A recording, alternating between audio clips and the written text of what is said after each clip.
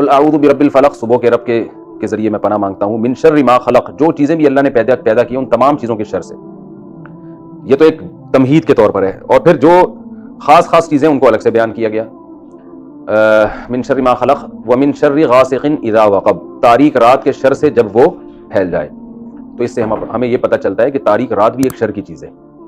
اس لیے اللہ نے رات سونے کے لیے بنائی ہے. راتوں کو گھر سے باہر نکلنا، راتوں میں کام کرنا، راتوں میں جو ہے وہ ایسی خطرناک جگہوں پہ جانا، یہ پسندیدہ کام نہیں ہے. تو اللہ نے دن بنایا ہے کاموں کے لیے، رات گھر میں سونے کے لیے، آرام کرنے کے لیے. تو رات کو انسان کو سونے سے پہلے بھی بہت ساری چیزوں کا اہتمام کرنا چاہیے، کیونکہ رات میں شر کا امکان زیادہ ہوتا ہے.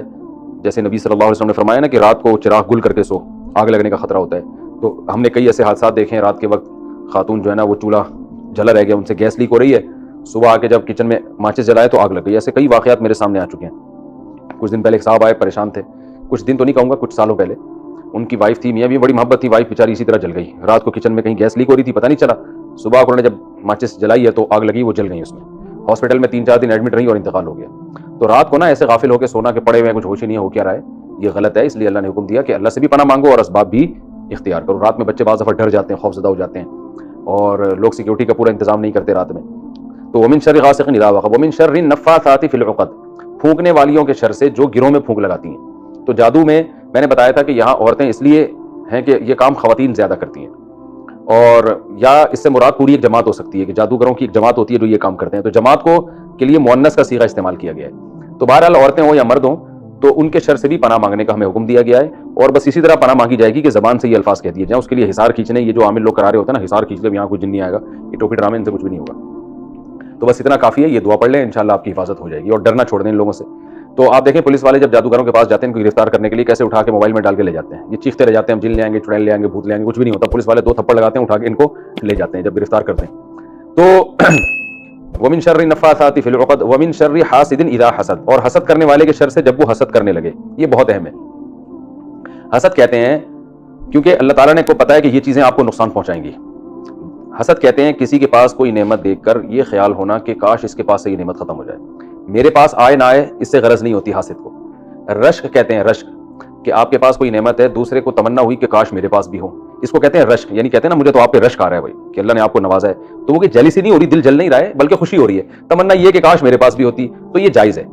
لیکن اگر آپ کو حسد ہو رہا ہے کہ یار یہ کیا ہے، تو یہ خطرناک چیز ہے. اس لیے کہ جو حسد کرنے والا ہے وہ لاشعوری طور پر یا شعوری طور پر اپنے محسود جس پہ حسد کیا جائے، محسود کو نقصان پہنچاتا ہے. تو اللہ نے پناہ مانگنے کا حکم دیا. اس سے صاف پتہ چلتا ہے کہ یہ معمولی چیز نہیں ہے، یہ بہت ڈینجر ہے. حاسد کے شر سے پناہ مانگنے کا حکم دیا جب وہ حسد کرنے لگے. کیونکہ حاسد جب حسد کرتا ہے، کیا مطلب جب حسد کے اثرات ظاہر ہونا شروع ہو جائیں. بعض لوگ ایسے ہوتے ہیں ان کو حسد ہوتا ہے لیکن وہ کرتے نہیں حسد، یعنی طبی طور پر ان کو تکلیف تو ہوگی آپ سے لیکن وہ کچھ نہیں کرتے. لیکن میجورٹی کیا ہے کہ جب ان کو حسد ہوگا تو کچھ نہ کچھ تو آپ کے خلاف کریں گے. سب سے پہلا کام آپ کی غیبت لازمی کریں گے. مثال کے طور پر آپ کے پاس ایک دم بہت پیسہ آ گیا، آپ نے بتایا بھائی میرے پاس بہت پیسہ آ گیا ہے.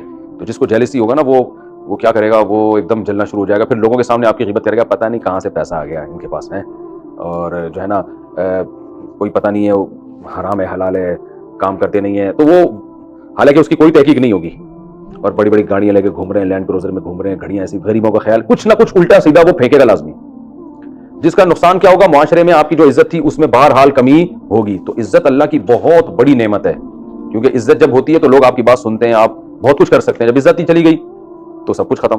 اس لیے جو عقل مند لوگ ہیں نا وہ سب سے زیادہ اپنی عزت بچانے کی فکر کرتے ہیں، اور جن کی عزت ہی نہیں ہوتی ان پہ وہ لطیفہ ہے نا. ایک آدمی کسی محلے میں گیا، واپس آ کے کہنے لگا کہ شکر ہے یار اس علاقے میں میری عزت نہیں ہے. تو انہوں نے کہا کیوں؟ کرے ورنہ بہت بے عزتی ہو جاتی ہے. ٹھیک ہے. تو بعض لوگ ایسے بھی ہیں جو عزت اس سے نہیں حاصل کرتے کہ جب عزت ہوگی تو بے عزتی کا خطرہ بھی ہوتا ہے. تو اس لیے بعض لوگوں نے کہ یہ پالیسی ہے. تو خیر، تو حسد جو ہے نا یہ قرآن سے بھی ثابت ہے اور احادیث سے بھی ثابت ہے. یوسف علیہ السلام کا واقعہ ہمارے پاس ہے کہ یوسف علیہ السلام کو جب خواب آیا تو یعقوب علیہ السلام نے کہا کہ یہ خواب بھائی جب 10 منٹ ہو جائیں تو مجھے بتا دینا، کیونکہ میں 2 مضامین کو 10 منٹ میں کمپلیٹ کروں گا. تو یوسف علیہ السلام نے جب خواب سنایا نا اپنے ابا کو، تو ابا نے کیا کہا، لا تقصص رؤیاک علی اخوتک، اپنے بھائیوں کو یہ خواب مت سنا. حالانکہ دیکھیں پیغمبر کے بیٹے ہیں، کتنی اچھی تربیت ہوئی ہوگی ان کی.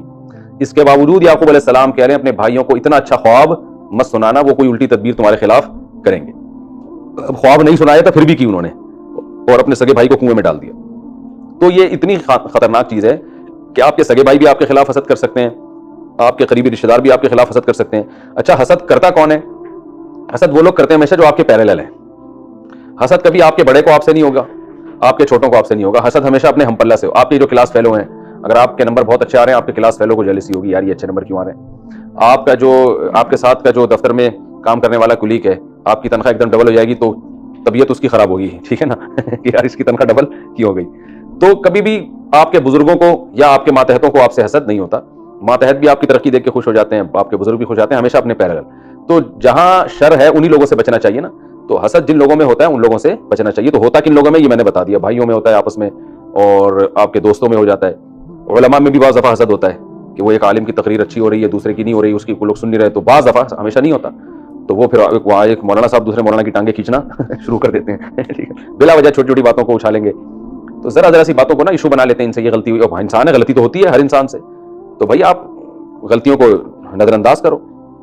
تو اس سے پتہ چلتا ہے حسد بری چیز ہے. حسد سے بچنے کا طریقہ کیا ہے؟ ایک تو ہے کہ لوگ آپ سے حسد نہ کریں, اس سے بچنے کا طریقہ. ایک ہے کہ آپ کو جب کسی سے حسد ہو جائے تو آپ نے اپنا علاج کیسے کرنا ہے. دیکھیں حسد اتنی بری چیز ہے, نبی صلی اللہ علیہ وسلم کو جو اتنی قربانیاں دینی پڑی ہیں نا, وہ اس لیے کہ یہودی آپ سے حسد کرتے تھے.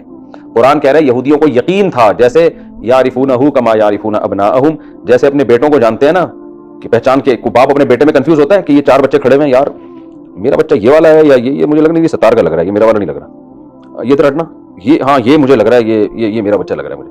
تو ایسا کبھی ہوتا ہے؟ اپنا بچہ کہیں بھی ہو انسان فوراً پہچانتا ہے یہ میرا بیٹا ہے. تو اللہ فرماتے ہیں یہ محمد صلی اللہ علیہ وسلم کو ایسے پہچانتے ہیں جیسے اپنے بیٹوں کو پہچانتے ہیں. تو اتنا یقین ہے ان کو اللہ کے نبی ہیں, مگر کیا حسدا من عند انفسہم. قرآن کہہ رہے ہیں ان کو جیلسی یہ ہے کہ ایک عرب لوگ جو ان پڑھ تھے, لکھنا پڑھنا نہیں جانتے تھے, اور ہم یہودی جو اتنے ایجوکیٹڈ,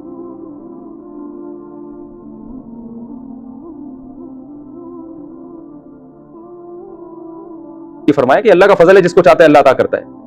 شیطان کیوں تباہ ہوا حسد میں؟ آدم علیہ السلام کو جب اس نے دیکھا کہ بھائی مجھے حکم دیا رہا ہے اس کو سجدہ کرو, تو طبیعت خراب ہونا شروع ہو گئی اس کی, ٹھیک ہے. اس سے پہلے اللہ کی عبادت کرتا تھا اور اللہ کے سامنے سجدہ بھی کرتا تھا, ہر بات مانتا تھا. اللہ نے کہا کہ ٹھیک ہے آدم کو سجدہ کرو, تو کہنے لگا یہ تو نہیں ہو سکتا, حالانکہ حکم اللہ کا ہے, مگر سجدہ چونکہ آدم کو ہے, بھائی یہ تو نہیں ہو سکتا, یہ چھوٹا میں بڑا, میں کیوں سجدہ کروں. تو اللہ نے دربار سے نکال دیا اس کم وقت کو, پھر بھی نہیں باز آیا. پھر حسد کی آگ میں جب انسان جلتا ہے نا, تو وہ غلطی کو ضرب دیتا چلا جاتا ہے, یعنی ظلم در ظلم کرتا ہے. اب اللہ نے آدم کی وجہ سے شیطان کو نکالا, تو شیطان کو افسوس ہونا چاہیے تھا, یار یہ تو اللہ کی نظر میں آدم علیہ السلام کو بہت بڑا مقام ہے, مجھے سوری کرنا چاہیے.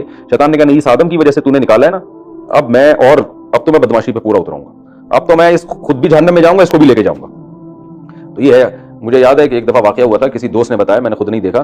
پیٹرول پمپ پہ ایک صاحب جو ہیں, ایک آدمی گاؤں دیہات کا تھا, وہ ذرا سخت مزاج ہوتے ہیں گاؤں دیہات کے لوگ, وہ CNG بھروا رہے ہیں. تو دوسرا نے آ کے گاڑی لگا دی, پہلے میری گاڑی میں بھرو.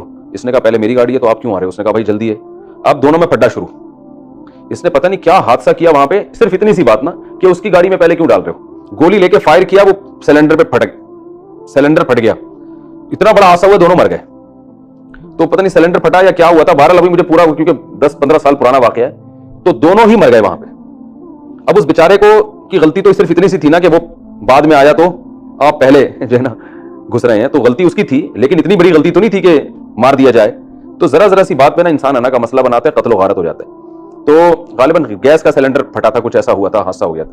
تو خیر, تو شیطان اڑ گیا اور آج تک اڑا ہوا ہے.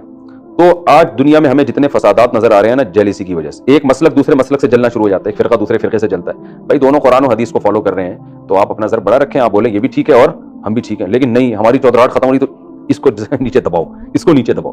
یہ جو آج کل آ رہے ہیں نا چورن اور پکیا, اور یہ حسد ہے, کیونکہ اپنی دکان چل نہیں سکتی جب تک کہ جو پہلے سے دکانیں چل رہی ہیں ان کو بند نہ کیا جائے. تو لیبر یہ لگایا جاتا ہے دوسروں کی دکانیں بند کر رہے ہیں, اصل مقصد ہوتا ہے اپنی دکان چلانا. تو یہ بھی جیلسی ہے علماء سے. ہمارے جو لبرل لوگ ہیں نا, ان کو مولویوں کی اتباع کرتے ہوئے آر محسوس ہوتی ہے. وہ یہ کہتے ہیں ہم پڑھے لکھے لوگ ہیں, ہم نے PhD یورپ سے کیا, ہم نے فلانی جگہ سے کیا, ہم نے, بھائی آپ نے بہت کچھ کیا, مذہب تو نہیں پڑھا نا آپ نے, مذہب تو ان مولویوں نے مدرسوں میں بیٹھ کے پڑھا ہے. تو بے شک یہ غریب ہیں, پھٹے پرانے کپڑے پہنتے ہیں, اور ان کو انگلش نہیں آتی, ان بیچاروں کو مسکین ہے, لیکن ان کو انہوں نے محنت کی ہے, 8-10 سال اپنے جوانی کا حصہ انہوں نے مدرسوں میں بیٹھ کے گزارا ہے. اب بجائے اس کے کہ آپ ان کے سامنے ہاتھ باندھ کے بیٹھ کے ان کی بات سنیں, بھائی مذہب کے بارے میں تو یہ جانتے ہیں, تو نتیجہ کیا نکلتا ہے؟ نہیں جی, وہی آر محسوس ہوتی ہے جیسے یہودیوں کو ہوتا تھا, عرب جو ان پڑھ ہیں ان سے کیوں ہم سیکھیں. تو اس آر میں کیا ہے کہ ہر آدمی مولویوں کے پیچھے پڑا ہوا ہے, یہ مولوی ایسے ہوتے ہیں, یہ مولوی یوں ہوتے ہیں, یہ مولوی فلانے ہوتے ہیں. مولویوں کے پیچھے سارے لبرل لوگ, مذہب کو برا نہیں کہتے, علماء کو برا کہتے ہیں, ان کو آر محسوس ہوتی ہے. تو آر نہیں آنی چاہیے. آپ یہ دیکھو بھائی, ہم ان کے پاس یہ علم ہے, ہمارے پاس وہ علم ہے, تو یہ ہمیں تو نہیں آ رہی, ہم بیمار ہوتے ہیں تو ڈاکٹر کے پاس جا کے علاج کرتے ہیں. ہم یہ تو نہیں کہتے کہ ڈاکٹر صاحب میں تو مفتی ہوں, میں آپ کے پاس کیوں آؤں, بھائی میں تو نہیں آؤں گا, میں تو آپ سے نہیں پوچھوں گا. تو جیسے ہی مفتی صاحب کو ڈاکٹر کے پاس جاتے ہوئے حیا نہیں آتی اور ان کو آر محسوس نہیں ہوتی, کوئی حسد نہیں ہوتا, تو ڈاکٹر کو بھی چاہیے کہ وہ شرعی معاملات میں کس سے پوچھے بھائی. مفتی وہ کہہ رہے ہیں حرام ہے ناجائز ہے تو چھوڑ دو بھائی, یہ نہیں کرو کہ نہیں میں اس میں بھی آپ اپنے طبقے سے پوچھ رہے ہوتے ہیں. تو یہ بھی جیلسی ہے, حسد ہے. تو بہت خطرناک چیز ہے. اگر ہم یوں کہیں نا کہ اس وقت دنیا میں جتنے فسادات ہو رہے ہیں ان کے پیچھے حسد کا ہاتھ ہے, تو یہ غلط نہیں ہوگا. تو حسد اپنے اندر پیدا ہو بھائی, 10 منٹ ہو جائے تو بتا دینا, اپنے اندر حسد پیدا, 10 منٹ نہیں سوری 20 منٹ, 40 منٹ کا ہے نا, تو آدھا جب ہو جائے, آدھا مضمون ایک ہے آدھا مضمون دوسرا ہے. ہاں بس ٹھیک ہے. تو اپنے اندر سے حسد کیسے ختم کیا جائے, کیونکہ آپ بھی تو جیلسی ہو سکتی ہے نا, ہم بھی تو انسان ہیں, ہمیں بھی تو جلن ہو سکتی ہے یار, یہ وقار بھائی جو ہے نا, یہ عجیب سا آدمی ہمارے درس میں آیا کرتا تھا بھائی, اب اس کی شادی بھی ہو گئی اور جناب سونا ہے دوسری شادی بھی کر رہا ہے, یہ مذاق کر رہا ہوں ان کے ساتھ, یہ برا نہیں مانتے. تو یہ جناب ایسے لونڈا لپاڑا گھومتا تھا, اس کی تنخواہ اتنی اچھی ہو گئی یار, یہ تو اب ہمیں پوچھے گا ہی نہیں, اب تو خدمت ہی نہیں کرے گا. تو انسان کو نا, اس لیے انسان بعض دفعہ اپنے ماتحتوں کو بھی چاہتا ہے کہ دبے رہیں یہ ٹھیک ہے نا, یہ غلام بن کے رہیں گے تو خدمت کرتے رہیں گے, پیسے آ گئے تو کون پوچھے گا. اب ان کو اگر لینڈ کروزر مل جائے, یہ مفتی صاحب کریں گے. ان کو میں نے بائک خرید کے دی تھی, اس کے بعد سے یہ غائب ہے مارکیٹ سے, بائک لے کے غائب. میں نے تو دی تھی کہ چلو یار بیچارہ اتنی خدمت کر رہا ہے, تو اس کے بعد سے مارکیٹ سے شارٹ. تو خیر مذاق کر رہا ہوں یار, تنہائی میں جا کے غور کرنا مذاق تھا یا سنجیدگی تھی. خیر حسد میں جو ہے نا, تو اس کا علاج, سب سے پہلا علاج یہ ہے کہ دل میں یہ سوچو کہ جو قرآن میں اللہ نے کہا ہے کہ اللہ کا فضل ہے, جس کو چاہتا ہے عطا کرتا ہے. تو حسد کرنے والا اللہ سے لڑ رہا ہے اصل میں. بھائی اللہ نے ایک کو خوبصورتی زیادہ دے دی, اللہ نے ایک کو پیسہ زیادہ دے دیا, تو اللہ نے دیا ہے نا. محنت پہ اگر یہ چیزیں ملتی تو مزدور کے پاس دنیا میں سب سے زیادہ پیسہ ہوتا ہے, کیونکہ محنت سب سے زیادہ کون کرتا ہے, مزدور. دماغ, ذہانت, یہ گاڈ گفٹڈ ہے نا. ہم اس مدرسے میں پڑھتے تھے اور اسکول میں بھی ہم نے پڑھا ہے, ایک طالب علم ذرا سی محنت نہیں کرتا, وہ اتنا پڑھ لیتا. اور کچھ ہمارے پاس ایسے طلبہ ہوتے تو صبح سے شام بیٹھ کے رٹے لگا رہے ہوتے تھے. ایک طالب علم کو تو میں نے خود نکالا, میں نے کہا بھائی تو پڑھنے کے علاوہ دنیا میں کوئی اور کام کر لے. اس کو ایک ایک بات 20 دفعہ سمجھاؤ, بیچارہ روتا تھا, شوق بہت تھا لیکن یاد ہی نہیں ہوتا تھا. میں نے اسے کہا آپ کو اللہ نے صلاحیت ہی نہیں دی ہے پڑھنے کی. وہ کہہ رہا ہے میں عالم بننا چاہتا ہوں. میں نے کہا جب اللہ نے صلاحیت نہیں دی بھائی کچھ اور کام کرو نا, کیونکہ ایسے غبی ذہن کے ہوتے ہیں, کن ذہن ہوتے ہیں, نہیں پڑھ پاتے. تو بعض ایسے ہوتے ہیں سارا دن ہم نے مدرسے میں دیکھا ہے باتیں کرتے رہتے ہیں, پڑھتے ہے ہی نہیں. امتحان میں نمبر آپ ان کے دیکھو, ایک تھوڑا سا بس دہرایا اور امتحان پاس کر کے آ گئے. تو یہ خدا کی طرف سے ہے. تو بس دیکھ لو بھائی اللہ نے اس کو دماغ اچھا دے دیا, تو کیا کریں, دے دیا اللہ نے, دے دیا تو شکر ادا کرو, صبر کرو. بھائی اللہ نے اس کو وہ چیز نہیں دی, آپ کو کوئی اور چیز دے دی ہے. آپ کو ہو سکتا ہے جو کسی کو دولت دی, صحت نہیں دی, غریب آدمی کو دولت نہیں دی, مگر مزدوروں کی جان دیکھو کتنی ہوتی ہے, ایسے پاورفل ہے, چپیٹ لگا دیں کسی کے, بندہ مر جائے اسی وقت. تو کسی کو اللہ نے کوئی صلاحیت دی, کسی کو کوئی صلاحیت دی. تو سب سے پہلے حسد کا علاج ہے کہ اللہ کی صلاحیتوں کے بارے میں سوچنا چاہیے کہ یہ اللہ نے دی ہیں. تو جو کام اللہ نے کیا ہے تو ہم حسد کرتے ہیں جب لڑ رہے ہیں, تو یہ اللہ سے لڑ رہے ہیں, یہ اس سے نہیں لڑ رہے. تو تقدیر پہ راضی ہونا چاہیے. اور دوسری چیز سوچنی چاہیے, دنیا مسافر خانہ ہے. کسی کے پاس کتنی بھی بڑی نعمت ہے, وقتی طور پر ہے, تھوڑے دنوں میں ختم ہو جائے گی. جیسے ماں نے ایک بچے کو کھلونا دیا, دوسرے کو نہیں دیا, اب یہ والا بچہ رو رہا ہے, تو ماں کہتی ہے تھوڑی دیر میں اس سے واپس لے لوں گی, چپ کرانے کے لیے دیا ہے ٹھیک ہے نا, واپس لے لوں گی میں. تو اللہ نے بھی کسی کو حکومت دے دی, کسی کو صحت دے دی, کسی کو عزت دے دی, کسی کو شہرت دے دی, کسی کو دولت دے دی, تو بہت کچھ ہے. تو جس کو یہ چیزیں نہیں ملی وہ کہے بھائی اس کو کون سا ہمیشہ کے لیے دی ہے, یہ بھی مر جائے گا اور ہم بھی مر جائیں گے, مرنے کے بعد صاحب ختم. تو پھر جو عمل ہے وہ آخر جائے گا. اور تیسری چیز کیا ہے کہ جس سے حسد ہو رہا ہے نا, اس کے لیے دعا کرے انسان تنہائی میں, اے اللہ تو نے اس کو یہ نعمت دی, میری تجھ سے دعا ہے کہ تو اس کو اور زیادہ نعمت دے. دل میں خیال تو آئے گا اللہ تو اس کو تباہ کر دے کسی طریقے سے اس کمبخت کو, لیکن جب یہ دعا مانگے گا نا تو دل جلے گا, دعا کے الفاظ زبان سے نکلیں گے نہیں. اے اللہ اور نعمت دے, اللہ اور دے دے, اللہ اس کو اور ترقی, آتا واتا کچھ بھی نہیں ہے پھر بھی تو نے اس کو اتنی بڑی ترقی دے دی, اے اللہ میں چاہ رہا ہوں اور زیادہ دے دے. تو اس سے کیا ہوگا کہ یہ حسد کے جراثیم آہستہ آہستہ, یہ اینٹی بایوٹک کا کام کرے گی, یہ جراثیم آہستہ آہستہ کیا ہوں گے, ختم ہوں گے. انسان جو بولتا ہے نا اس کے اپنے دل پہ اثر ہوتا ہے, تو وہ نفرت محبت میں تبدیل ہونا شروع ہو جائے گی. اور چوتھا کام یہ کرے کہ اس کی لوگوں کے سامنے تعریف کرے. حاسد کیا کرتا ہے کہ بلا وجہ گھما گھما کے برائیاں لا رہا ہوتا ہے کہ تاکہ وہ نیچا ہو جائے کسی طریقے. ابے اس کو جو عزت ملی ہے, ابے اس کے پاس جو علم ہے, ابے ہمیں پتہ ہے, سارا دن تو ایسے گھومتا رہتا ہے, پتہ نہیں کیا کہاں سے اس نے پھینکتا رہتا ہے, ایسے بس لوگ کرتے ہیں باتیں نا.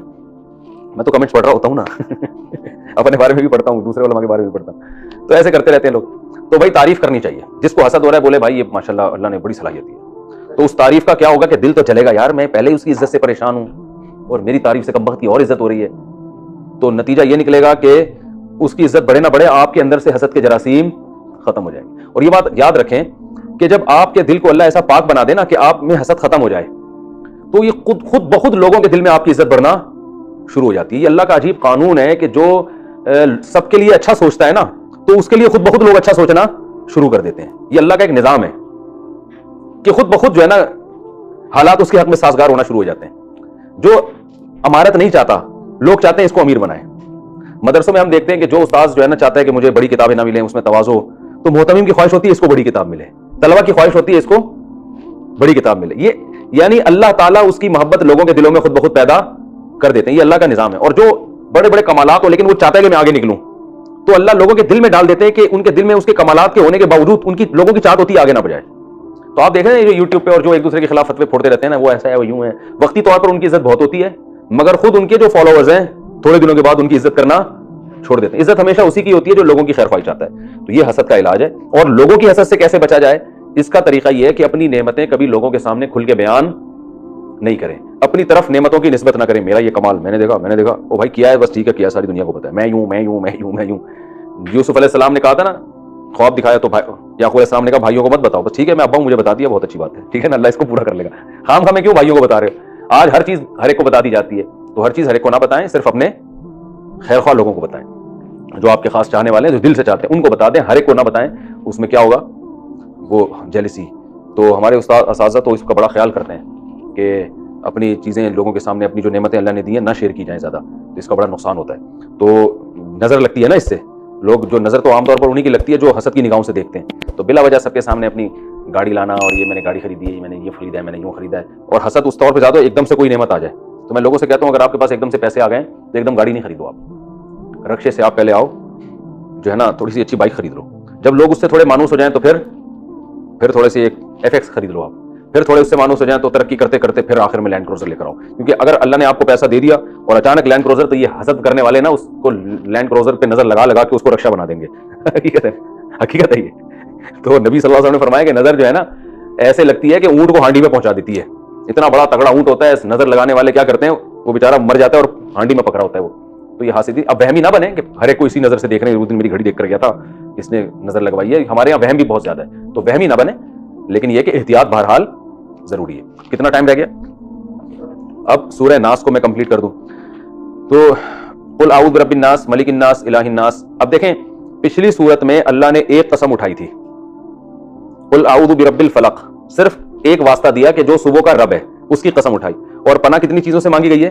3 چیزوں سے. من شر ما خلق ومن شر غاسق اذا, من شر ما خلق تو ایک عام ہو گیا نا, من شر غاسق اذا وقب رات سے, ومن شر النفاثات فی العقد جادو سے, ومن شر حاسد اذا حسد سے. تو ایک واسطہ دیا گیا کہ اللہ تو رب الفلق ہے, تو صبح کا رب ہے, 3 چیزوں سے تو ہمیں بچا لے. سورہ ناس میں 3 واسطے دیے گئے ہیں. قل اعوذ برب الناس, اے اللہ میں پناہ مانگتا ہوں تیری, جو کہ لوگوں کا رب ہے, ملک الناس لوگوں کا بادشاہ بھی ہے, الہ الناس لوگوں کا معبود بھی ہے. تو 3 واسطے اللہ کو دیے جا رہے ہیں, لیکن پناہ صرف ایک چیز سے مانگی جا رہی ہے. تو اس سے پتا چلا یہ جو ایک چیز ہے یہ ان باقی تینوں پر بھاری ہے. آئی بات سمجھ میں؟ یعنی جو ایک چیز ہے نا, اللہ کی پناہ میں آنے کے لیے اللہ کو 3 واسطے دیے جا رہے ہیں, اور وہاں 3 چیزوں سے پناہ میں آنے کے لیے صرف ایک واسطہ دیا جا رہا ہے, اور وہ واسطہ بھی صرف صبح کا. تو صبح کا خالق ہے, رات کے شر کو ختم کر کے صبح لے آتا ہے, تو ان تینوں چیزوں کے شر کو بھی تو ختم کر دے. یہاں کیسے واسطہ دیا جا رہا ہے؟ اے اللہ تو رب الناس ہے, لوگوں کا پالنے والا ہے, اور ملک الناس تو ہمارا بادشاہ بھی ہے اور ہمارا معبود بھی ہے. تو تیری ذمہ داری ہے گویا کہ تو ہمیں اس شر سے بچا. 3 واسطے دے کر ایک چیز سے پناہ مانگی جا رہی ہے, وہ کیا ہے؟ من شر الوسواس, وسوسے ڈالنے والوں کے شر سے. یوسوس فی صدور الناس, جو لوگوں کے دلوں میں وسوسے ڈالتے ہیں, من الجنۃ والناس, جنات میں سے بھی ہوتے ہیں اور انسانوں میں سے بھی. پتہ یہ چلا کہ پچھلی 3 چیزوں پہ یہ جو ایک شر ہے نا وسوسے کا, یہ تینوں پر کیا ہے؟ بھاری ہے. تو جنات تو وسوسے ڈالتے ہیں تو شیطان کے ہوتے ہیں. شیطان کے وسوسے کیسے ہوتے ہیں؟ وہ آپ کو لمبی لمبی امیدیں دلائے گا, اور شیطان کے وسوسوں کو تو سب مانتے ہیں.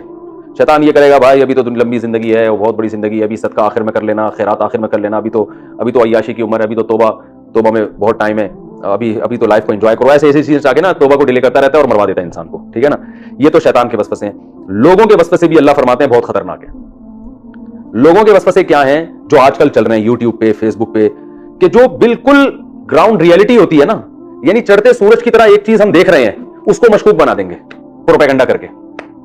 یعنی ایک آدمی نے دیکھا سورج نکلا ہوا ہے, اس کو یقین ہو گیا سورج ہے, میں اپنی آنکھوں سے دیکھ کر آیا ہوں, یوٹیوب پہ کلپ آ جائے گا, یہ جو سورج ہے نا جو فلاں تاریخ کو جو کراچی میں طلوع ہوگا, یہ سورج نہیں ہے, ٹھیک ہے, یہ سورج نہیں ہے. پھر کیا ہے بھائی؟ یہ چاند ہے, اور یہ چاند ہے, اور یہ اس دفعہ چاند جو ہے نا مشرق سے نکلا ہے, یہ اصل میں دجال کا ہے. اتنا یعنی ایک یقینی چیز کو پروپیگنڈا کر کے یہ سازش ہے, یہ سورج نہیں ہے. وہ آدمی کو شک ہو جائے گا پتہ نہیں یہ سورج ہے یا نہیں ہے. تو ان کے شر کی وجہ سے نا ہر یقینی چیز کیا بن جاتی ہے؟ مشکوک. لہذا انسان کوئی فیصلہ کر ہی نہیں پاتا کہ صحیح سمت ہے کیا اور غلط ہے کیا. یہ آج کل ہو رہا ہے. اللہ کا وجود، اس پر اللہ نے اتنے دلائل قائم کیے ہیں، اتنا چڑھتے سورج کی طرح اس کا یہ یقینی ہے، لیکن جو ایتھیسٹ لوگ ہیں انہوں نے کیسی بکواسات کر کے اللہ کے وجود کو مشکوک بنا دیا۔ ابھی کل ایک صاحب مجھ سے ملے، کل کی بات ہے، پرسوں کی بھی نہیں، گاڑی میں ہم بیٹھے ہوئے جا رہے ہیں، وہ ٹیچر ہیں کسی اسکول کے، کہنے لگے یونیورسٹی میں پڑھاتے ہیں، کہہ رہے ہیں یار یونیورسٹی میں ایتھیزم بہت پھیل رہے ہیں، اور ہمارے ایک ٹیچر ہے وہ بھی ایتھیسٹ ہیں، انہوں نے عجیب دلیل دی، میں تو چکرا گیا۔ میں نے کہا کیا دلیل دی؟ کہہ رہے انہوں نے دلیل یہ دی کہ دیکھو گاڑی میں بیٹھے ہوئے ہم جا رہے تھے، ایکسیلیٹر پہ جب پاؤں رکھو تو گاڑی چلتی ہے، روکو تو گاڑی رک جاتی ہے، تو یہ خدا کیا ہوتا ہے؟ ہر چیز اسباب سے ہو رہی ہے، سمجھ رہے ہیں بات کو؟ یہ خدا کیا ہوتا ہے؟ ہر چیز کس سے ہو رہی ہے؟ اسباب سے۔ بھائی اللہ تھوڑی چلا رہا ہے گاڑی، ادھر پاؤں رکھوں گا تو چلے گی، بریک لگاؤں گا تو رکے گی، تو اللہ کہاں ہے؟ سب کچھ ایسا ہی ہو رہا ہے۔ میں نے کہا یہی اتنی بڑی دلیل ہے خدا کے وجود کی، یہ جو دلیل ہے نا ایکسیلیٹر۔ میں نے کیسے پتا چلا؟ گاڑی کم بخت جب تک کوئی چلانے والا ہو چلتی نہیں ہے، روکنے والا ہو رکتی نہیں ہے، تو یہ گاڑی پیدا خود سے کیسے ہو سکتی ہے؟ اور اس کائنات میں ایک اتنی سی گاڑی خود سے نہ رک سکتی ہے نہ چل سکتی ہے، یہ پوری کائنات بغیر کسی پیدا کرنے والے کے کیسے پیدا ہو گئی اور کیسے چلنا شروع کر دیا، اور سورج چاند کے گرد، چاند سورج کے گرد، یہ سارا سسٹم کیسے وجود میں آ گیا؟ اور بیچ میں جناب زمین پہ ڈالو تو تناور درخت نکل آتا ہے، بیچ میں سافٹ ویئر کتنے ٹیکنیکل قسم کے کیسے انسٹال ہو گئے بھائی خود بخود، اور پھر جناب وہ جب بیج نکلتا ہے اور درخت بنتا ہے، درخت میں سے ہر آم کے اندر وہی بیج دوبارہ ہوتا ہے، اور ہر بیج میں دوبارہ درخت پیدا کرنے کی صلاحیت۔ تو میں نے کہا ان کم بختوں کو خدا کی کوئی پھٹکار پڑی ہے ان کے اوپر، ٹھیک ہے نا، کوئی گناہ ان سے ہوا ہے کہ بدیہی چیزیں ان کے سامنے کیا ہو گئی ہیں۔ تو جو چیز خدا کے وجود کی دلیل ہے اسی کو، جیسے ایک آدمی کہہ رہا ہے سورج نکلا ہوا ہے، دلیل کیا ہے؟ آؤ میں لا کے تمہیں دکھاتا ہوں۔ اب لا کے دکھا دیا، کہہ رہا ہے یہ چاند ہے، تو جو مشاہدہ سورج کے وجود کی دلیل ہے اسی مشاہدے کو آپ الٹی دلیل کے طور پہ لے کے جا رہے ہو۔ تو میں نے کہا یہی تو دلیل ہے کہ بھائی یہاں تو گاڑی پاؤں ایکسیلیٹر دبائے بغیر گاڑی نہیں چلتی ہے، تو یہ کائنات خود سے کیسے چلنا شروع ہو گئی؟ خود سے کوئی ہے تو صحیح جو چلانے والا ہے اس کو، پہلی دفعہ تو کسی نے بنایا ہے اس کو۔ تو ہر چیز میں ان لوگوں نے کیا ڈال دیا؟ کم بختوں نے شک ڈال دیا، اللہ کے وجود میں شک ڈال دیا، اسلام کو مشکوک بنا دیا۔ اسلام کے مقابلے میں کسی مذہب کو آپ کمپیئر کریں تو کوئی اسلام کے مقابلے میں کوئی کھڑا ہونے کے لیے تیار ہی نہیں ہے، ایسا مذہب ہے۔ لیکن آپ دیکھو اسلام پہ اتنے اور بے فضول باتوں پہ وسوسے ڈالے ہوئے ہیں۔ امی عائشہ سے شادی کی 9 سال کی عمر میں، اتنی کم عمر لڑکی سے شادی کیوں کی؟ یہ تو ظلم ہے بھائی، جس پہ ظلم ہوا ہے وہ ماننے کے لیے تیار نہیں ہے، وہ ساری زندگی اس پہ فخر کرتی رہی ہے، ان کے لیے اس سے بہتر کوئی رشتہ تھا ہی نہیں۔ یہ مدعی سوس گواہ چوس والی بات ہو گئی نا۔ میں کہتا ہوں نا کہ عیسائی سے میری بات ہو رہی تھی، انہوں نے کہا یار اتنی سی بچی سے شادی ہوئی، میں نے کہا چلو اس وقت تو آپ کہہ سکتے ہیں کم عمر تھی، تو بعد میں ان کو اعتراض ہونا چاہیے تھا نا کہ میرے ابا نے میرے ساتھ معاذ اللہ نقل کفر زیادتی کو، تو بعد میں بھی خوش ہیں اور ساری زندگی اس پہ فخر کرتی رہی ہیں، تو جب وہ بھی خوش ہیں تو تمہیں کیوں تکلیف ہو رہی ہے بھائی؟ تو عجیب فضول قسم کی جو ہے نا وہ عیش و عشرت والے ہوتے ہیں، معاذ اللہ عیاشی آپ صلی اللہ علیہ وسلم کا مزاج ہوتا تو 40 دن گھر میں بھوکے رہتے۔ وہ جس حدیث میں یہ آتا ہے کہ آپ نے ایک کم عمر سے نکاح کیا، انہی حدیثوں میں یہ بھی ہے کہ 40 دن آپ کے گھر میں چولہا نہیں جلتا تھا۔ تو ہر چیز میں شک پیدا کر دیا، ہر چیز میں۔ پھر یہ جو ہمارے فرقہ پرست لوگ ہیں انہوں نے ہر چیز میں شک پیدا کر دیا، وہ بھی غلط، وہ بھی غلط، وہ بھی غلط، وہ بھی جو ہے نا حدیث کے اپنی طرف سے توڑ موڑ کے پیش کرنا، ہر وہ چیز جس پہ مسلمان متفق چلے آ رہے تھے، ایک یقینی چیز تھی، اس میں کیا پیدا کر دیا؟ غامدی صاحب کو دیکھو نا، مسلمانوں کا متفقہ عقیدہ عیسیٰ علیہ السلام آسمانوں پہ زندہ ہیں، قرب قیامت میں آئیں گے، اس میں شک ڈال دیا۔ یہ توفا کو گھمایا پھرایا، توڑوڑا مڑوڑا ہے بھائی۔ اور انما حرم ربی الفواحش ما ظہر منها وما بطن والاسم والبغی، اسم کا ترجمہ کرنے حق تلفی، جو کہیں کسی ڈکشنری کی کتاب میں لکھا ہی نہیں ہے۔ اب اسم کا ترجمہ حق تلفی کہیں بنتا ہی نہیں ہے، لیکن ترجمہ مارکیٹ میں لانچ کر دیا۔ اب پبلک تھوڑی جا کے ہر چیز کی ڈکشنری اٹھا کے دیکھے گی، چکر میں ڈال دیا، ٹھیک ہے نا۔ لوگ کہہ رہے ہیں کچھ تو ہے، یہ مولوی لوگ کچھ تو الٹی باتیں کرتے ہیں۔ جنت کے بارے میں محترم سے پوچھا گیا جنت کہاں ہے، کہا یہی دنیا ہی جنت ہے بس، اور یہی عورتیں حوریں ہیں۔ او بھائی وہ جو قرآن میں آتا ہے کہ ہم نے ان کو وہاں سے جنت ہی کی مٹی سے بنایا اور وہ خیموں میں ہمیں ان عورتوں کو، خوبصورت عورتوں کو بند کر دیا، وہ کیا ہے؟ اس کی بھی گھما کے تعویل کریں گے، وہ خیموں سے یہی خیمے ہیں، وہی جو بیان یوٹیوب پہ بیٹھے گا نا سارا دن، وہ کہے گا یار یہ کیا ہے، کہ صحیح کیا ہے، غلط کیا ہے؟ بھائی صحیح وہ ہے جو 1400 سال سے چلا آ رہا ہے، غلط وہ ہے جو یہ کمبخت جو ہے نا مختلف قسم کے لوگ فتنے پیدا کر رہے ہیں قرآن و سنت کو توڑ موڑ کے۔ تو یہ ہیں وہ وسوسہ ڈالنے والے جو لوگوں کے دلوں میں وسوسے ڈالتے ہیں، اور اللہ نے ان کی صفت بیان کی خناس، ان کا کام ہے انگلی توڑ کے نکل جانا۔ خناس کا مطلب یہ، جیسے وہ مشہور علمی کتابی ہے نا، انگلیاں توڑ کے فتنہ پھیلا دیا۔ اب ہم جب ان سے کہہ رہے ہیں سامنے بیٹھو ہم ان دلائل کا جواب دیں گے، پتلی گلی سے نکل لیا، کیونکہ جو چکر میں لوگوں کو ڈالنا تھا وہ ڈال دیا، فتنہ پھیلا دیا۔ اب ہر عالم ان سے کہہ رہے ہیں بیٹھو بھائی ہم مناظرہ نہیں کرتے، آپ ان سوالات کا ہمارے سامنے جواب دو، نہیں جواب نہیں دینا، تو صرف انگلیاں توڑنی ہے چکر میں۔ وہ میں اکثر وہ واقعہ سناتا ہوں نا، ایک نابینا آدمی کہیں سفر کر رہا تھا، نابینا آدمی جو ہے نا وہ کہیں بیٹھا ہوا، اس کو کہیں سفر پہ جانا تھا، کوئی لفٹ نہیں مل رہی تھی، تو ایک آدمی اونٹ پہ اپنی بیوی کو لے کے جا رہا تھا۔ تو اس نابینا نے کہا کہ اس کے ساتھ جو بھی قائد تھا اس نے کہا یار اس کو بھی بٹھا لو، بیچارہ نابینا ہے۔ اس نے کہا چلو ٹھیک ہے، اپنی بیوی کو اس آدمی نے پیچھے کیا، خود بیگم کے آگے بیٹھا اور نابینا کو اپنے آگے بٹھا لیا کہ چل بھائی تو آگے بیٹھ، تجھے اتار دیتے ہیں۔ اب دوسرے شہر جب داخل ہوئے تو اجنبی شہر تھا، تو نابینا نے شور مچایا کہ یہ میری بیوی ہے۔ یہ کون ہے؟ یہ عورت میری بیوی ہے، میں چونکہ نابینا تھا تو میری شادی اس سے ہوئی، تو اس کو جب آنکھوں والا بندہ مل گیا تو انہوں نے ابھی بیٹھے بیٹھے سیٹنگ کی اونٹ پہ، میں نے تو اس آدمی کو لفٹ دی تھی، اس نے کمبخت نے مجھے دھکا دے کے آگے کیا، خود میری بیوی کے ساتھ بیٹھ گیا اور جو ہے نا یہ میری بیوی ہے، شور مچا دیا، لوگ جمع ہو گئے۔ لوگوں نے پکڑ لیا سب کو. وہ تو اس کی پہلے ڈاکومنٹیشن تو ہوتی نہیں تھی. وہ تو دوسرے نابینا کی بیوی پہ تو نے قبضہ کیا. اس نے کہا بھائی نہیں کیا, بیوی سے پوچھو. بیوی نے کہا نہیں ہے, نابینا سے میرا کوئی تعلق نہیں ہے, اور یہ جس کی آنکھیں نا یہی میرا شوہر ہے, یہ جھوٹ بول رہا ہے کمبخت. تو لوگوں نے اس نابینا سے کہا, نابینا نے کہا کمبخت. اب دیکھو وہی ہے نا ہر چیز میں, جب وہ بھی بیان دے رہی ہے یہ بھی دے رہا ہے, تو نہیں. نابینا نے کہا اصل مسئلہ یہ ہے کہ ان دونوں نے پہلے سے طے کر لیا تھا کہ جب الزام لگے گا تو عورت نے کہا کہ میں تمہارا ساتھ دوں گی, مجھے تو آنکھوں والا آدمی مل گیا اور اس شہر میں تو ہمیں کوئی پہچانتا بھی نہیں. تو اب لوگ کچھ آدھے ادھر کو ہو گئے, آدھے ادھر کو ہو گئے. آدھے کہہ رہے یار یہ نابینا جھوٹ نہیں بول سکتا, اور آدھے کہہ رہے ہیں کہ نہیں نہیں یہ تو نابینا ادھر بیٹھا ہوا کہہ رہا ہے بیوی ملے نہ ملے چکر میں تو ڈال دیا نا, مل گئی تو پھر پکڑ میں, نہیں ملی تو پہلے کون سا اپنی تھی. تو یہ جو فرقہ پرست لوگ ہیں نا, علماء سے بدگمان, قرآن سے بدگمان, منکرین حدیث, بخاری میں نکالیں گے عیب, دیکھو بخاری میں یہ لکھا ہوا ہے, یہ لکھا ہے تو بخاری صحیح نہیں ہے. تو پھر بخاری جب صحیح نہیں ہے تو پھر کون سی کتاب صحیح ہے؟ کہنے ضرورت ہی نہیں ہے, صرف قرآن پڑھو. تو میں نے ان سے کہا قرآن میں تو آتا ہے کہ وَيُعَلِّمُهُمُ الْكِتَابَ, اللہ فرماتے ہیں کہ نبی تمہیں قرآن سکھائیں گے, تو نبی کا سکھایا ہوا کہاں گیا؟ تب یہ بخاری مسلم صحیح نہیں تو نبی نے کہاں سکھایا؟ وہ کیسٹ کی شکل میں ہے یا وہ کوئی اور ریٹن تحریر ہے, وہ کہاں ہے؟ یا آپ کے پاس کہیں اور ہے تو بتاؤ. کہہ رہے نہیں. تو میں نے کہا اس کا مطلب ہے تم صرف انگلی توڑنے کے لیے آئے ہو تم لوگ, ٹھیک ہے نا, نہ تم قرآن کو مانتے ہو نہ تم حدیث کو. تو اگر جو قرآن کو مانتا ہے وہ تو حدیث کو لازمی مانے گا, کیونکہ اللہ فرما رہے لِتُبَيِّنَ لِلنَّاسِ, نبی کا کام ہے قرآن کو ڈیفائن کرنا, اور ڈیفائن جب بھی کیا جاتا ہے اپنے الفاظ میں کیا جاتا ہے, اسی چیز کو دہرایا تھوڑی جاتا ہے. تو نبی نے جو اپنے الفاظ میں قرآن کو ڈیفائن کیا وہ کہاں گیا؟ تو ہر چیز میں کیا پیدا کیا ہوا ہے؟ شک. تو آج یہی چل رہا ہے. تو اللہ نے اس لیے ہمیں حکم دیا من شر الوسواس الخناس. ہاں یہ ہوتے کیا ہیں؟ ان کے قرار نہیں ہوتا کبھی, ہوتے خناس ہیں, ان میں قرار نہیں ہے, ایک جگہ پہ قائم کبھی نہیں رہتے, ان کے اصول ٹوٹتے رہتے ہیں, یو ٹرن لیتے رہتے ہیں. یہ یو ٹرن لیتے رہتے ہیں. آپ دیکھ لو جتنے فتنہ پرست ہیں نا, ایک کے حق میں ان کا اصول کچھ اور ہوگا, وہی چیز خرابی دوسرے میں ہوگی تو اس کے لیے اصول چینج ہو جائے گا. وہاں بڑے براڈ مائنڈڈ بنے ہوں گے. تو یہ گھومتے رہتے ہیں, ایک جگہ ٹکتے نہیں ہیں. یہ بس ان کا کام ہے وہ نابینا کی طرح چکر میں ڈالو اور پتلی گلی سے نکلو, ٹھیک ہے نا. تو اس لیے اللہ نے حکم دیا کہ اللہ سے پناہ مانگو, اے اللہ تو لوگوں کا بھی رب ہے, تو ہمارا بادشاہ بھی ہے, تو ہمارا معبود بھی ہے, تو ہم تو تیری پناہ میں آتے ہیں, تو وسوسہ ڈالنے والوں کے وسوسے سے تو ہمیں محفوظ رکھ. تو کسی بھی چیز میں, کورونا وائرس کا دیکھ لو نا, دبئی کی فلائٹیں بند ہو گئیں اور امریکہ میں فلائٹیں بند ہو گئیں, پاکستان میں ٹرینیں, پوری دنیا تباہی کی طرف جا رہی ہے, لیکن یوٹیوب پہ فیس بک پہ وسوسے ایسے ڈال دیے کہ یہ سب ڈرامہ ہے. اب ہم کسی کو سمجھاتے ہیں احتیاط کرو. آج میری ملاقات ہوئی, میں نے کہا احتیاط کیا ہے, سب بکواس ہے. مجھ سے گلے مل رہے تھے اثر کے بعد, ہمارے میرے شاگرد ہیں ایسے گلے. میں نے کہا بھائی تھوڑا سماجی فاصلہ رکھو.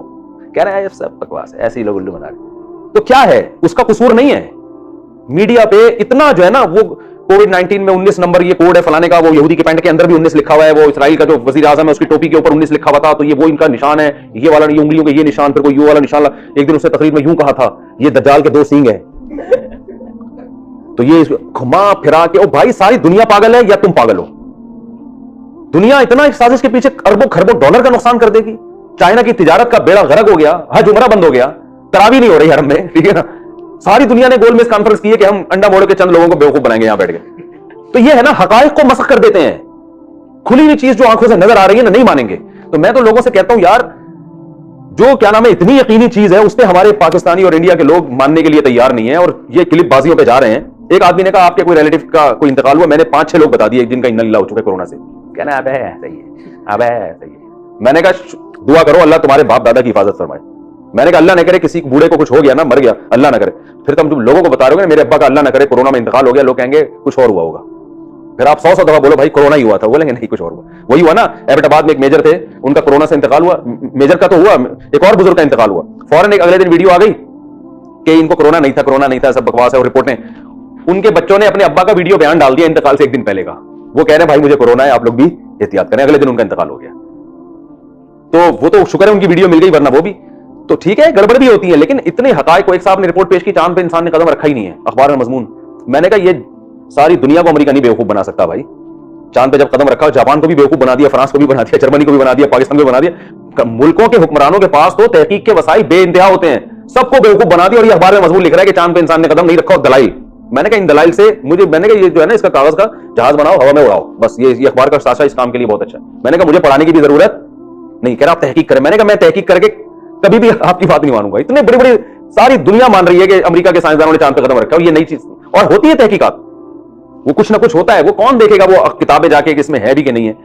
تو وہ ابھی ایک کلپ آیا واٹس ایپ پہ, 2 ڈاکٹر انگلش میں بات کر رہے ہیں, کسی نے کہا یہ ثابت کر دیا انہوں نے کہ یہ سب فراڈ ہو رہا ہے. استاد صاحب نے, ہمارے جو استاد صاحب ہیں نا جن سے میں انہوں نے ترجمہ کروایا, تو اس میں وہ اس موضوع کے متعلق بات تھی نہیں. کچھ پروپیگنڈا بھی ہوگا, لیکن یہ نہیں کہ سب کچھ ہے ہی نہیں دنیا میں, سب بیوقوف لوگ ہیں جو ہو رہا ہے. تو یہ ہے من شر الوسواس خناس، کہ وسوسے ڈالنے والوں کے شر سے بھی اللہ پناہ مانگتا ہوں. اور آپ دیکھو یہ خناس بھی ہیں. کتنے صحافیوں نے پیش گوئی کی تھی کہ 15 اپریل کو کرونا ختم ہو جائے گا. 15 اپریل گزر گیا، ختم نہیں ہوا. خناس ہے نا، خناس کا مطلب یو ٹرن لے لیا، پی گئے، جیسے ہم نے کچھ کہا ہی نہیں تھا. ٹھیک ہے. اب بعض نے کہا کہ 18 مئی کو ختم ہو جائے گا، 18 مئی کو نہیں ہوا تو آپ دیکھو وہ یہ موضوع ہی نہیں چھڑیں گے، وہ اس ٹاپک پر بات کریں گے ہی نہیں. پبلک کو چاہیے ان سے پوچھیں آپ نے تو 15 اپریل بولا تھا، کہاں گیا وہ 15 اپریل؟ آپ کی تو بڑی ریسرچ تھی، تحقیقات تھی. آپ نے تو 18 مئی کا بولا تھا، کہاں گئی وہ 18 مئی؟ تو یہ ہے انگلی توڑ کے ٹھیک ہے، شر پھیلاؤ، پتلی گلی سے نکل جاؤ، یوٹیوب پہ ارننگ ہو جائے گی، میسج آ جائیں گے. تو سب پھینک رہے ہیں. میں تو بعض صحافیوں کو اتنا سنا کرتا تھا، اس کرونا نے ان صحافیوں کی حقیقت کھول دی ہے. اب جب ان کی تحقیقات سن رہا ہوں نا تو میں کہتا ہوں بھائی یہ تو بڑے بڑے پھینکو. مولانا طارق جمیل صاحب نے غلط نہیں کہا تھا، پھر بھی کچھ اچھے بھی ہوتے ہیں، معافی نہ مانگنی پڑے نا مجھے، تو اچھے بھی ہوتے ہیں لیکن یہ بڑے جو ہے نا. کتنا ٹائم رہ گیا؟ بس یہ ہو گئی ہماری سورہ ناس. تو ہر یقینی چیز جو دلائل سے ثابت ہوتی ہے اس میں کچھ نہ کچھ رکھنا ڈال کے تو وہ جو ہے نا اس میں شک پیدا کر دیتے ہیں. تو ساری امت فالو کرتی تھی، چاروں مجتہدین کو امت جمع ہو گئی تھی، ان میں شک ڈال دیا کہ یہ ان کی کوئی تحقیق نہیں ہے، قرآن و حدیث ہم جانتے ہیں یہ نہیں جانتے. ساری امت محدثین کو مانتی ہے، منکرین حدیث نے ان میں شک پیدا کر دیا، امام بخاری غلط، امام مسلم غلط. حالانکہ ساری امت مان چکی تھی. تو ہر چیز میں شک پیدا کر کے، اور یہ صرف دنیا میں بھی پھر دین میں نہیں ہوتا، دنیا کے معاملات میں بھی ہوتا ہے. یقینی چیزوں میں جو ہے نا بس وہ شک پیدا کرتے ہیں. نتیجہ کیا نکلتا ہے؟ کسی چیز پہ انسان کا بھی اطمینان رہا ہی نہیں، کوئی فیصلہ کر ہی نہیں سکتا. صحت کے حوالے سے دیکھو نا، ایک حکیم کے پاس جاؤ گے یہ صحت کے لیے اچھا، دوسرا کہے گا یہ تو تباہ کر دے گا تمہیں، گردے خراب کر دے گا تمہارے ٹھیک ہے نا. تو وہی ہے کہ جب ریسرچ نہیں ہوتی تو یہ پھینک رہے ہوتے ہیں. اس سے ہمیں پناہ مانگنے کا حکم دیا گیا، اور یہ اتنی خطرناک چیز ہے کہ اللہ نے اس کے لیے 3 واسطے اپنے. اللہ تعالیٰ ہماری ان وسوسوں سے